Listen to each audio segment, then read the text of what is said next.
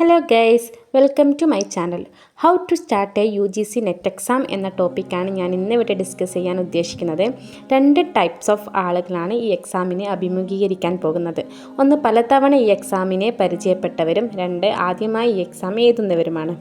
ഏതൊരു മത്സര പരീക്ഷ തയ്യാറെടുപ്പിലും ഏറ്റവും പ്രധാനപ്പെട്ട കാര്യം എന്ന് പറയുന്നത് എക്സാമിനെ കുറിച്ച് അറിയുക, അതിൻ്റെ സിലബസിനെ കുറിച്ച് മനസ്സിലാക്കുക എന്നാണ്.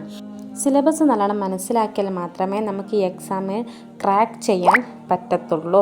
അതിൻ്റെ ക്വസ്റ്റ്യൻസ് ടൈപ്സ് നമുക്ക് എങ്ങനെയാണ്, ഏത് രീതിയിലാണ് വരിക എന്നറിയണമെങ്കിൽ സിലബസ് മനസ്സിലാക്കണം. അതുപോലെ തന്നെ പ്രീവിയസ് ഇയർ ക്വസ്റ്റ്യൻ പേപ്പർ നല്ലോണം മനസ്സിലാക്കണം.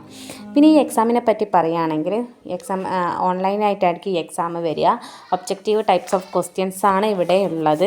അതുപോലെ തന്നെ 2 പേപ്പേഴ്സാണുള്ളത്. ഒന്ന് സബ്ജക്റ്റ് ബേസ്ഡും ഒന്ന് പേപ്പർ 1, അതാണ് കോമൺ.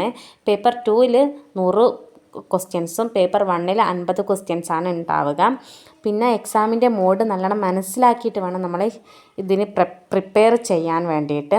പിന്നെ പ്രധാനപ്പെട്ട കാര്യം എന്ന് പറയുന്നത് അതിന് എക്സാം ക്രാക്ക് ചെയ്യാനുള്ള എളുപ്പ വഴികളാണ്. അതിനെപ്പറ്റി ഞാൻ പിന്നീട് പറഞ്ഞുതരാം.